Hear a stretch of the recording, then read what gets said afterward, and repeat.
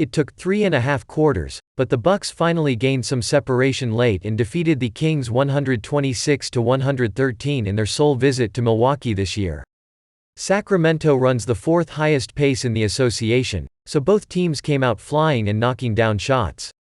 Last night had the early makings of a shootout as each squad kept burying jumpers before cooling off as the quarter wound down.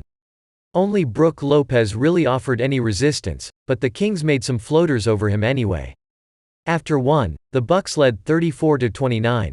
Managing to prevent the Bucks' advantage from growing past 9, the Kings were able to tighten things up with continued shot making and by dictating the pace of the game. Mike Budenholzer closed the half with a three-guard lineup, Holiday, Javon Carter, and George Hill, to help slow the Kings down and got that 9-point edge back. It was 68-61 at half, with Giannis and Holiday each contributing 18.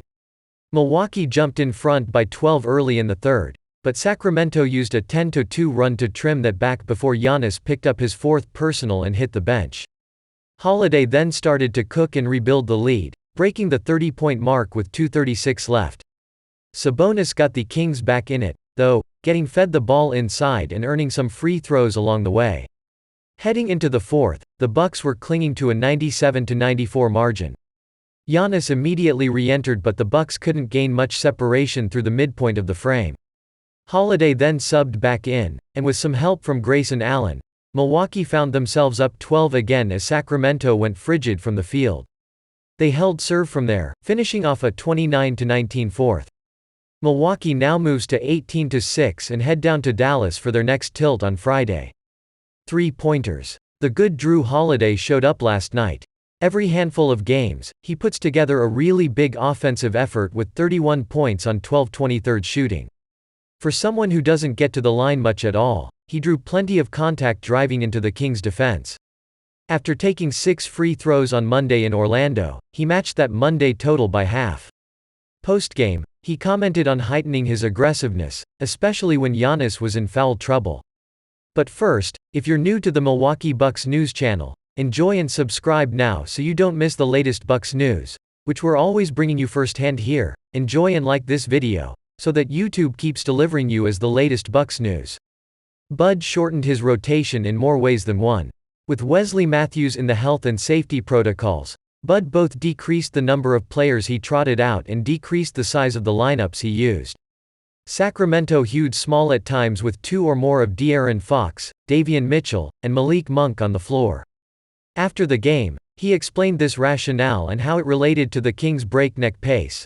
"We don't play Carter, Hill, and Holiday together very much, but tonight was a night where both for transition defense and trying to help us keep them out of transition, but also just being able to chase them around in the half court too." Giannis hit 9 of his 10 free throws. And he still went out and shot some postgame. Last night was Greek night at Fiserv Forum, hence the Giannis dad joke bobblehead giveaway, so thousands of fans got to watch, which can't hurt. He's still not winning any awards for brevity and probably could have been called for at least one more 10-second violation. His work at the charity stripe staked him to an efficient 35 points on just 19 shots. I was paying attention to his breathing and watching him shoot free throws during warm-ups, so I asked him about how he thinks about breath and how a free throw is a rest opportunity. "I can't control my breathing, I don't know when I'm gonna need it.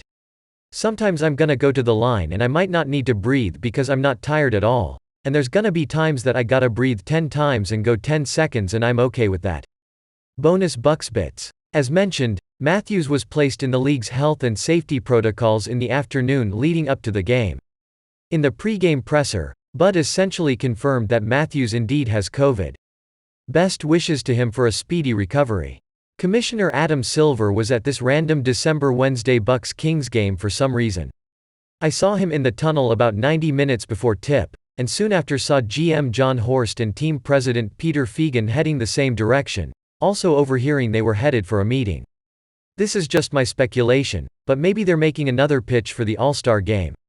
With one of his trademark full-speed closeouts, Pat Connaughton had a block on a KZ Okpala corner 3-point attempt in the first. "Oh, how I missed thee." He later had an opportunity for a 4-point play but missed the free throw. Man, the Kings treat every possession like it's a transition opportunity. After a number of Bucks makes in the first half, they very quickly whipped the ball downcourt, where their half-court offense was already set. As the game went on, this subsided, perhaps due to fatigue and the more mobile lineups Bud featured.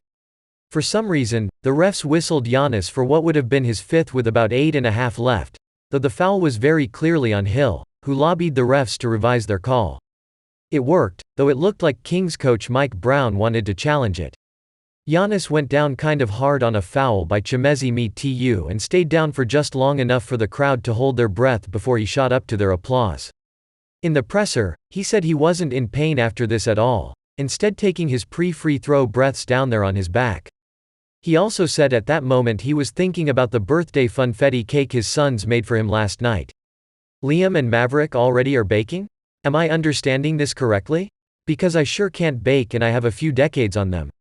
All 5 starters for both teams ended in double figures. Grayson Allen was the last one to get there, but he finished a game-high +20. Relevant minute totals: Middleton played 29 and Connaughton played 24.